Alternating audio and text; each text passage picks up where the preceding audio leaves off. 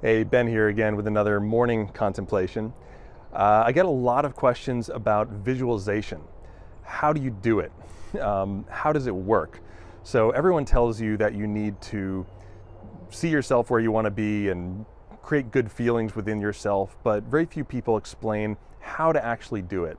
And the answer is actually really simple. It's simpler than you think. And I'm going to share with you 3 ways that you can do visualization to change your bodily state, to change how you feel and function in real time, and to also condition your nervous system to create new associations so that when you encounter things that may have triggered or troubled you in the past, you can maintain a certain measure of control and regulation and relaxed state within yourself. So the first thing to know about visualization is that a lot of it just comes down to your ability to direct your own awareness.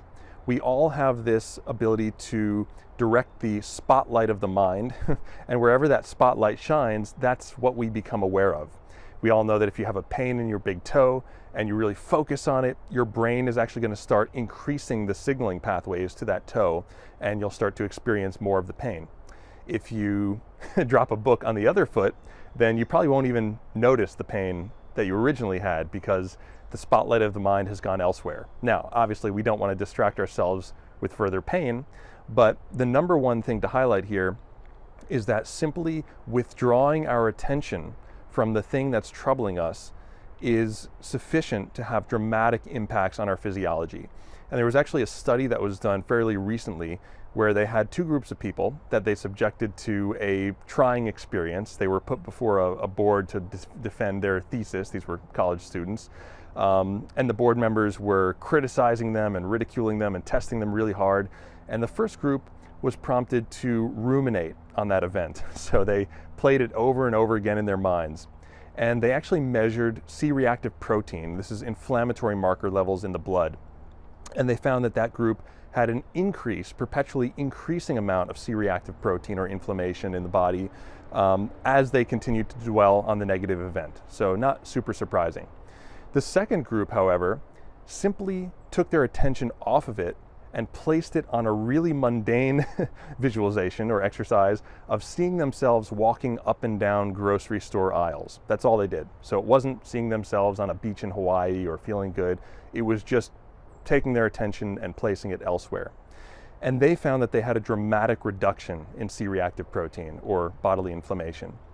So the number one thing when it comes to visualization is just realize that you have the ability to direct your own awareness, and you can, number one, remove it or withdraw it from the thing that may be troubling you. It has a huge beneficial outcome. The second level, if you want to take this to the next step, would be to actually place it on something not random or mundane like walking up and down grocery store aisles, but on something that actually gives you pleasure. Because we know that the good feelings that come with things like dopamine, serotonin, endorphins, oxytocin, those neurochemicals are anticipatory, meaning that they come about not only when you experience something good, like hanging out with friends or being in the presence of loved ones, but merely when you anticipate that. So visualization is a great way to anticipate those experiences and to give yourself the same kind of dose chemistry as you would. Sorry, I just had to put down my drink. Arm was getting tired there. The same way to experience that same exact physiology without having to actually do the thing. So you can just think about doing the thing in the future. So the next level again would be to withdraw your attention from the thing that's troubling you and now place it on something positive that really gives you a genuinely good feeling. And finally, if you want to really take this to the next level and use visualization as a conditioning tool to retrain your brain and nervous system to no longer respond to old triggers or traumas in the same way, one of the things you can do is to ultimately associate that positive feeling back to the thing that initially troubled you. So let's say, again, to go with the first example, there was a difficult argument or competitive thing that you had to engage in, some event that gave you a less than pleasant feeling. Rather than dwelling on it, what we want to do is keep it at a distance, keep it in your mind, but place it at a distance. So this would be like seeing it on a movie screen. Instead of being in that experience, like vividly immersing yourself or ruminating in that experience, you can see it on a movie screen and see that screen moving further and further away, while at the same time, imagine that you here, your body, is on that beach or in that good place, feeling safe, supported, and comfortable.